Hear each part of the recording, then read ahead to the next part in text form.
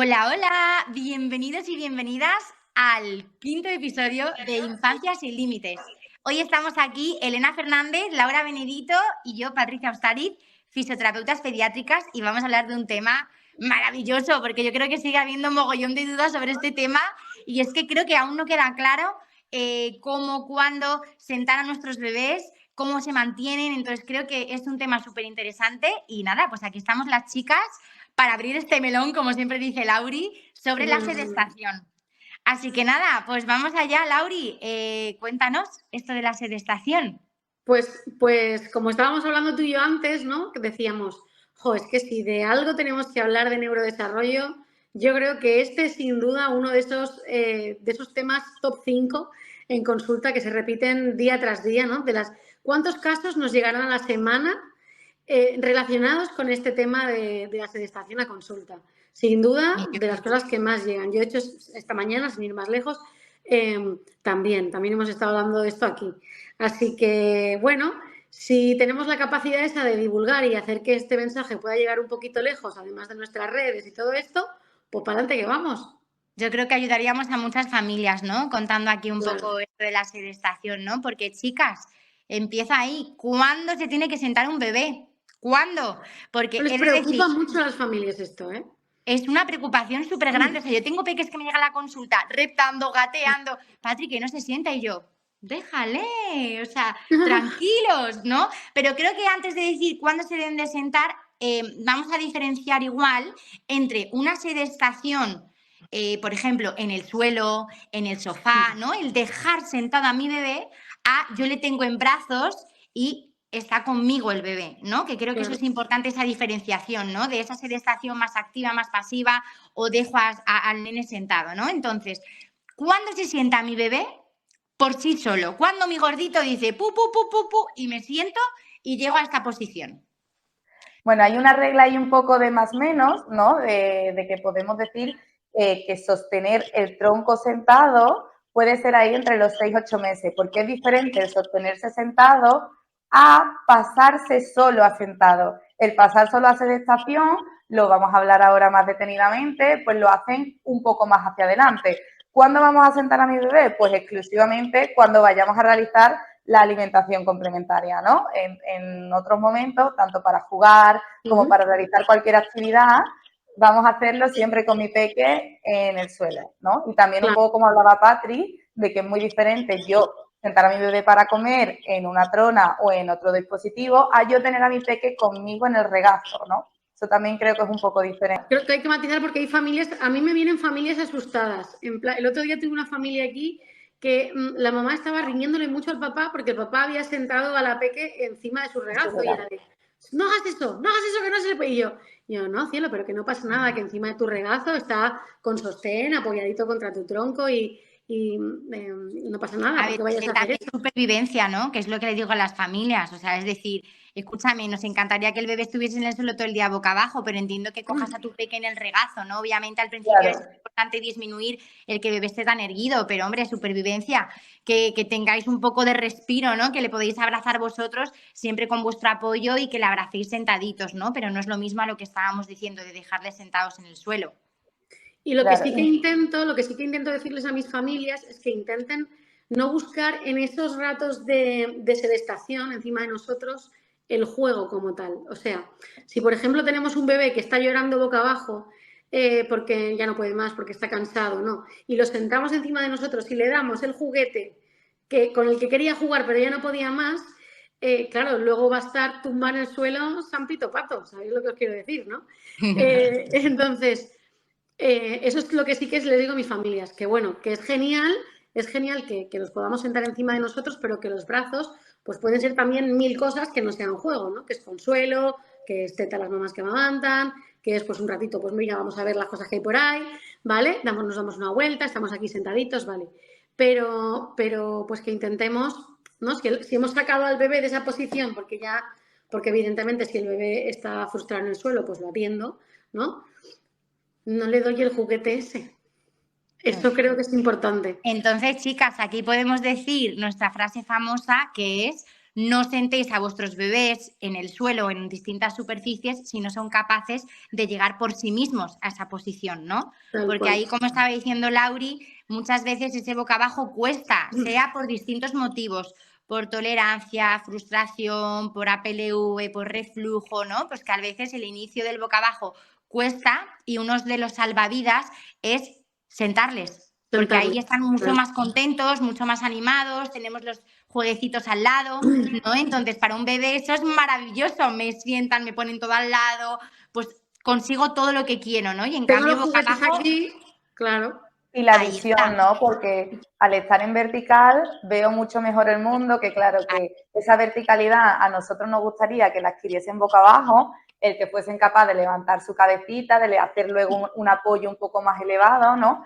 Y claro, si yo esa verticalidad ya la quiero en sedestación porque tú me colocas y yo aquí veo el mundo, pues ¿para qué me voy a tumbar, no? ¿Para qué voy a seguir haciendo otras cosas que me tocan si yo aquí estoy fenomenal? Claro. Y que, al contrario de lo que muchas familias piensan, en sedestación no se trabaja la fuerza en el tronco. Al revés, el en gasto sedestación... energético es mucho, mucho menor, no diría cero, porque también les cuesta, pobrecitos, vosotras las que trabajáis con neuro, bien sabéis lo que les cuesta la sedestación, pero evidentemente el gasto energético es mucho menor que estando tumba boca abajo, que estar haciendo trabajete. Exacto. Y estos niños también que lo sientan antes, que muchas veces acaban encogiendo la barriga y dejando la espalda en forma de C, con los bracitos adelantados, porque claro, tu peque no está preparado para estar aquí y le estamos forzando a una postura que no le corresponde, ¿no? Como nos ocurre un poco con las sillas de paseo, ¿no? ¿Qué pasa con las sillas de paseo también un poco en el forzar esta posición? Que se va el bebé así completamente de lado, al rato acabas viendo al bebé que dices, mira, yo creo que todavía no está preparado para ir en esa posición incluso de 45 grados, que hay veces que colocas al bebé y cuando no tienen un buen sostén, pues ves como el bebé empieza a hacer así y se empieza a ir muchas veces de lado porque le falta esta estabilidad lateral.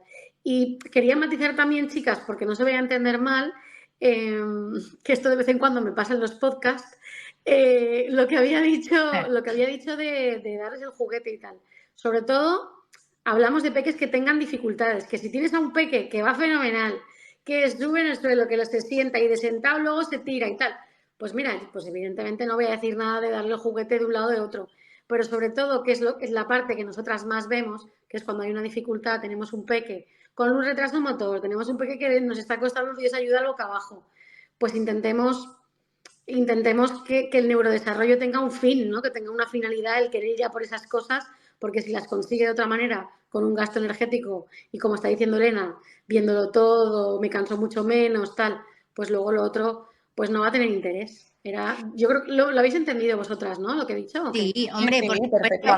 Al final, eso también yo creo que Lauri, que lo puedo decir así también de otra manera, al final es esa exploración, ¿no? Esa exploración, esas ganas de moverse, ese movimiento. O sea, al final te facilito todo, te acerco todo y te lo doy todo. Que, oye, ojo, que no quite, que le des abracitos, que le facilites, porque es que para eso estamos también nosotros, para poder facilitar ese movimiento, pues al fin y al cabo necesitamos que ellos tengan ese interés por el entorno y ese interés por el movimiento. Por eso una de las cosas, el ponerles en sedestación pasiva, me está limitando todo eso, porque me estás sentando, me dejas ahí horas, yo me quedo ahí a gustito y me entretengo. ¿Para qué voy a necesitar más, no? Y necesitamos lo contrario, necesitamos movimiento, desplazamiento, que ir a por todo lo que tenga alrededor. Es que hasta el mando de la tele, hasta la cuchara de la cocina de madera, ¿no? Pero yo creo que al final, ahí de todo lo que estabais contando, es que al final todas las familias tienen mucha prisa. O sea, todas las familias quieren todo ya, y que se mantenga y que sea independiente, ¿no? Y creo que al final la sedestación, que estamos todos súper obsesionados, como estaban diciendo las chicas, más o menos hasta los 6 meses nos sentamos en una trona para comer o pasamos a una sillita de paseo porque ese capazo se nos queda pequeño, ¿no? Que yo creo que ahí podemos recalcar que esto es una cosa que yo creo que hemos ideado nosotros los sanitarios, que es que cuando pasamos antes de tiempo a esa sillita intentamos que siempre estén los más tumbados posibles para evitar el que estén erguido antes de tiempo, ¿no? Entonces les pasamos esa sillita totalmente tumbaditos, aunque ya sabemos que las sillas, pues al final son sillas, entonces se hunde el culete y se quedan ahí un poquito como en una bolita, pero bueno, dentro de la medida, pues vamos a sobrevivir a esa situación, ¿no? Vamos a la sillita, les ponemos totalmente tumbaditos y poquito a poco les vamos poniendo más erguidos conforme ellos vayan manteniendo mejor esa postura de sedestación, ¿no? Vamos al turrón directamente. ¿A qué edad entonces el bebé va a llegar ahí? Porque las familias, lo que dice Patri, tienen prisa, pero yo de verdad creo que la prisa que tenemos, como madre, como madre que lo he experimentado, creo que la prisa que tenemos porque nuestro bebé se siente es porque el bebé luego ahí está feliz. Es una posición cómoda para todos Cómodo en para casa. todos, eso es, cómodo para todos. Tal cual, es una posición cómoda para todos. Entonces, pues nuestra prisa como padres por decir, mira, una cosa más, ¿no? ¿Cuándo generalmente el bebé va a llegar a hacer eso solo? Aproximadamente. Pues mira, yo me mojo, que yo tengo un rango más o menos entre los 6, 9, 6, 10 meses. Obviamente los 6 meses 7, 10. es un niño de cada 1000. O sea, es decir, lo normal es que lleguen a sedestación desde el desplazamiento, ¿no? Tú puedes llegar a la sedestación desde un boca abajo puro, llevando el culito hacia atrás en un 4 patas. Tú puedes ir desde la reptación, como digo yo, te pones un poquito de lado, que esa postura le llamo yo, tomando un mojito y subo y me siento. Vamos desde un 4 patas y movemos el culito a un lado y nos sentamos. ¿Tú sabes cómo le llamo yo, Patri, a esa posición? Yo le llamo la maja desnuda. ¡Ay, me encanta! Yo siempre digo la posición del lado es, se está tomando un mojito y ya luego sube. Y luego ahí, es que es total, o sea, es total tomando un mojito como si estuviésemos en el Caribe, ¿vale? Y luego del 4 patas de gateo igual a la sedestación y luego incluso hay peques que reptan, gatean todo y no se sientan. Entonces cuando se ponen de pie, como no les queda otra para sobrevivir, para bajar, se tiran de culo y se aprenden a sentar, ¿vale? Lo normal es que haya hay muchísimo espacio desde los 6 hasta los 9, 10 meses, ojo, hay un rango muy amplio, pero como siempre decimos, a mí no me preocupa nada, porque es que de verdad se van a sentar. Yo siempre digo que la sedestación es buena y mala a la vez, porque en cuanto les sientes se van a mantener. O sea, es que se van a mantener así de rápido. Eso es como cuando ahora hablamos de la alimentación. En cuanto les sientas, tú ponle todas las semanas a comer el latro, no te verás cómo se mantiene. Entonces, eso es lo bueno y malo de la sedestación, que también se adaptan muy rápido. Entonces, luego cuando vayas al suelo te van a decir, ¿me puedes sentar un poquito? Porque es que así estoy más cómodo y es más fácil. Claro. ¿No? Entonces, no sé qué opinas vosotras de los 6 a los 10 meses, pero más o menos, por supuesto, tirando más hasta los 8 o 9. O sea, la media más normal es 8 o 9, incluso en algún momento 10 meses, ¿no? Porque los 6 meses son súper inmaduros, no han estado sentados en su vida.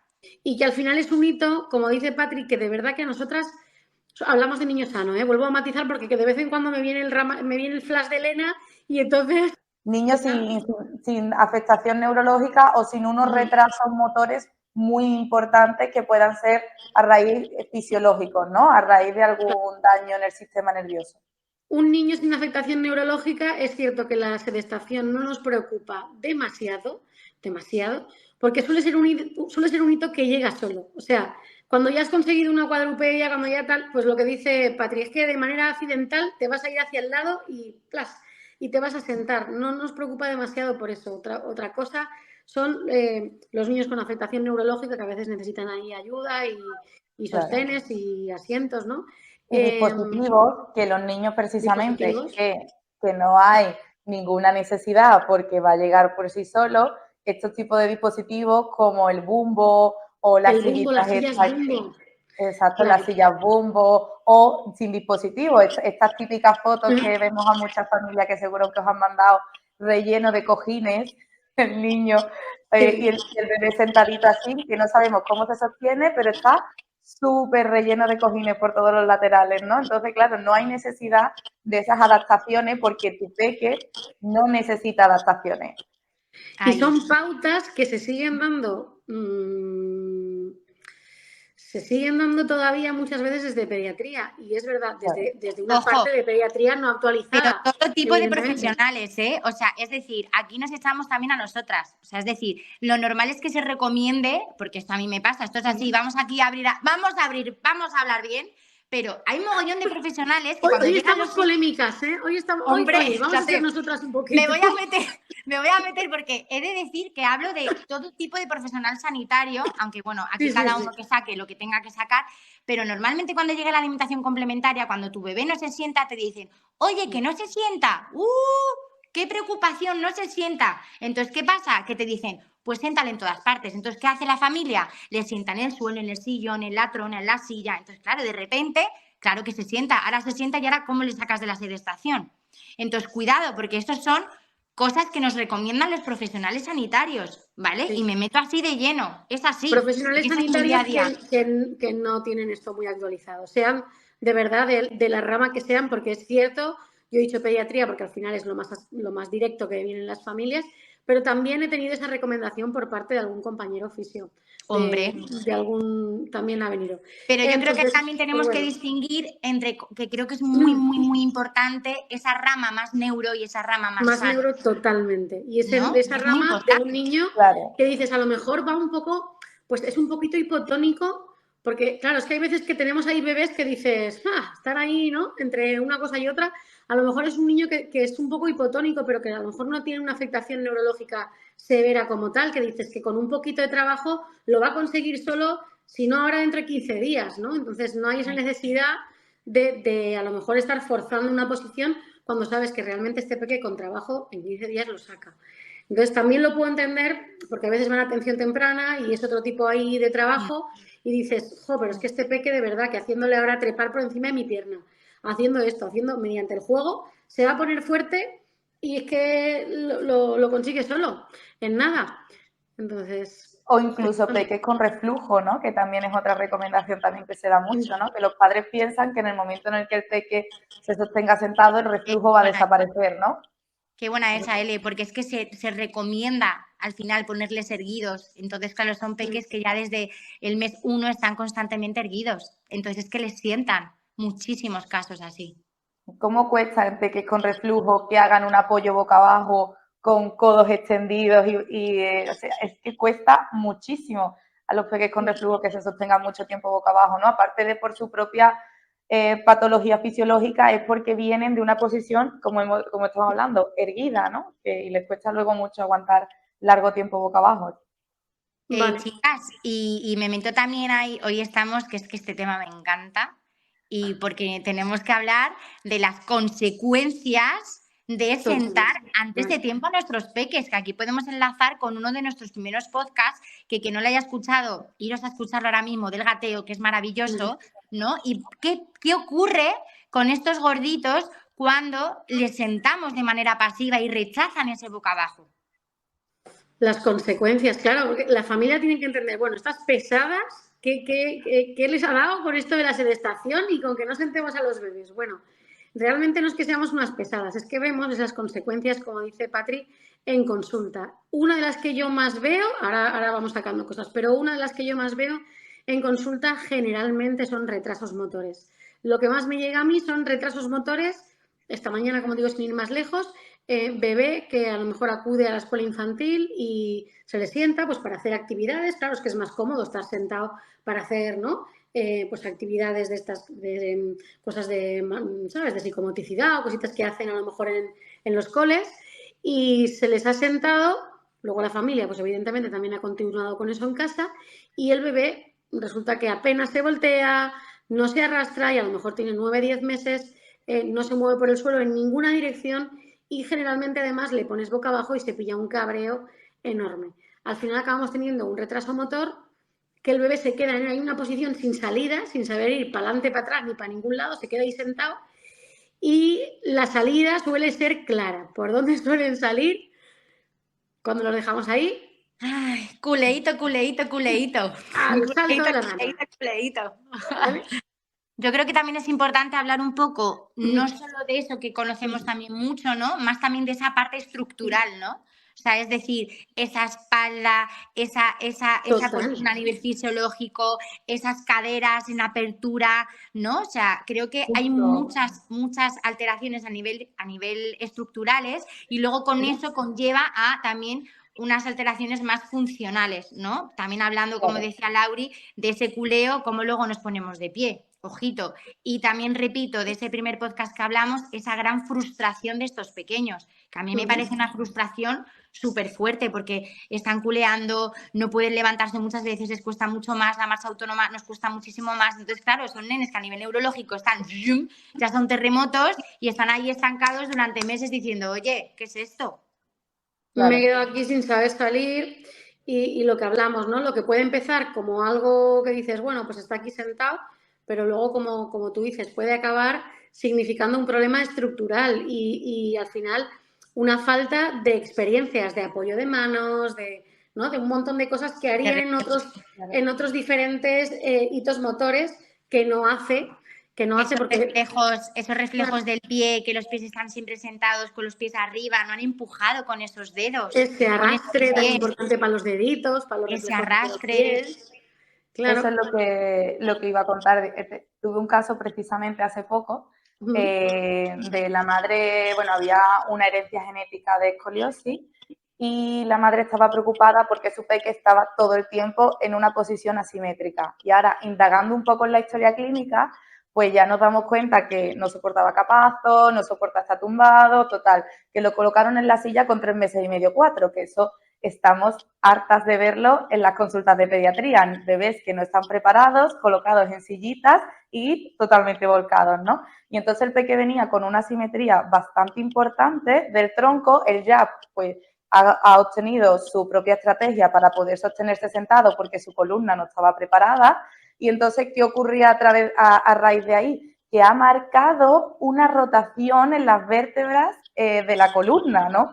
Entonces, ¿hasta qué punto tenemos esa consecuencia de haber hecho ese apoyo en la pelvis, cargar ese peso en la pelvis en un bebé que aún no estaba preparado, ¿no? Y, por supuesto, ahora lo que le ha surgido, porque lo sigo viendo, seguimos el proceso, que cuando queremos que haga un reflejo de caída anterior, como puede ser el colocar las manitas delante para no darse en la carita, es incapaz de sacar las manos hacia adelante para impedir golpearse, ¿no?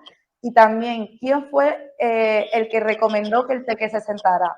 Pues fue un vecino que le dijo que tenía que sentar al bebé para que no se le aplanara la cabeza.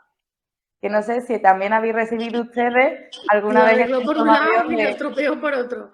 Claro, siéntale para que no se le aplane la cabeza. Y claro, lo sentó y tenemos esa asimetría en la columna que, como hablaba Patri, el problema estructural, que ya una vez aquí es muchísimo más complicado otra vez reintegrar todos los patrones que ya nos hemos saltado, ¿no? Porque, ¿qué prerequisitos le dais a un bebé para que se siente solo? Yo, por ejemplo, lo que siempre recomiendo en consulta es el pivotaje. Que una vez que el bebé aprende a pivotar... El pivotaje es maravilloso, o sea, es que eso es la base y la construcción de todo el desarrollo entero.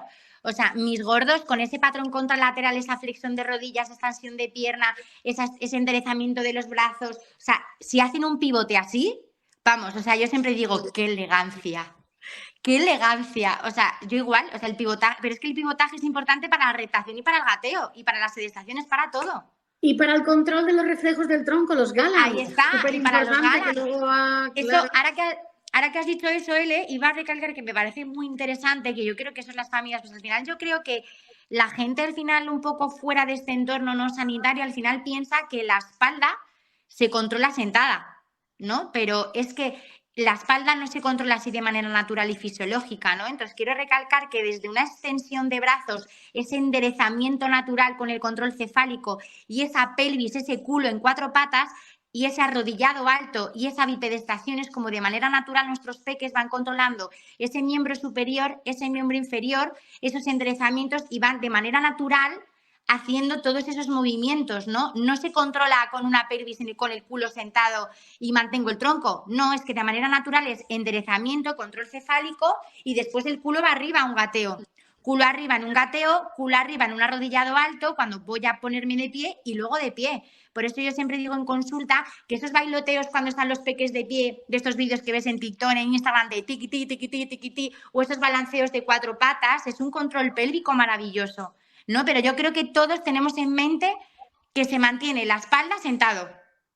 Y eso es mentira, todo lo contrario, es que encima no estás trabajando, o sea, el control pélvico no está. Entonces luego cuando se ponen de pie ahí sí que les tirita las piernas.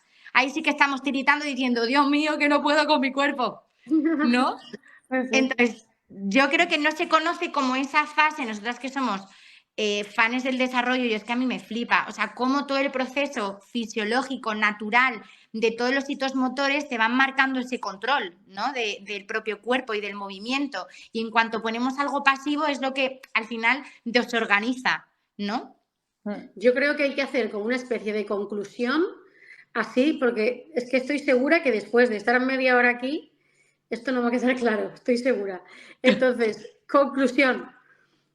Si el peque está estable, cuando llegue a la alimentación complementaria alrededor de los 6 meses, si está estable, si le sostenemos desde caderitas y vemos que se mantiene estable con cierto apoyo, con algo de apoyo, ¿vale?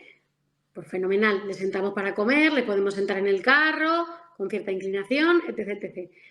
Lo que no vamos a hacer es sentarles a jugar hasta que el bebé no se siente por sí solo. Una vez el bebé se sienta por sí solo, como ha dicho Patrick, desde esas posiciones y como ha dicho Elena, alrededor de esas edades y todo esto, una vez ya el bebé se sienta solo, pues maravilloso, sí, sí que es que al final tampoco es que le tengamos manía a la posición de sedestación, que va a quedar un poco como que No, le es tenemos verdad. manía. No le tenemos manía, es otra posición y otro hito motor importante también que conseguir, pero que sí que es cierto que observamos en consulta que les preocupa más a las familias que realmente a nosotras. Creo que eso suele pasar. Y pues vamos, que quede yo ya feliz, mira, yo feliz, solo con que quede esa frase de no sentamos a los bebés para jugar hasta que se sientan por ellos solos, yo ya he pasado la tarde con eso. Ya te digo, yo creo que es el mejor resumen, ¿no? Llegar por sí mismos. Como decía Laura, también hay algo que puedo añadir, es que cuando se vayan a sentar en la trona y no se mantengan, pensad en nosotras y decid, es normal, si no se han sentado en su vida, ¿cómo se van a mantener si no se han sentado en su vida? Y quien se mantiene maravillosamente, ventanita aquí diciendo, aquí han sentado a mi gordo. Entonces, es normal que no se mantengan, tú no te preocupes. Ponle a desayunar, en la comida, en la cena, en la trona, dales apoyo, ponle si no en tu regazo, si ves que no se mantiene del todo, en tu regazo, dale algún trocito, poquito a poco, y vas a ver que nada se mantiene. Daros un tiempo ahí de adaptación a esa postura, porque se va a mantener. Pero cuidado por no mantenerse, hacer posturas que no lleguen a por sí mismos, ¿vale? Y yo creo que guay, que llegan a la sedestación, pues más o menos entre, hemos dicho, 6, 10, 7, 10 meses, sin prisa. Lo importante es ese movimiento, esa exploración y evitar un poquito también que luego tengamos esas consecuencias un poco a nivel estructural y funcional, ¿no? Que tengamos un desarrollo motor óptimo. Óptimo.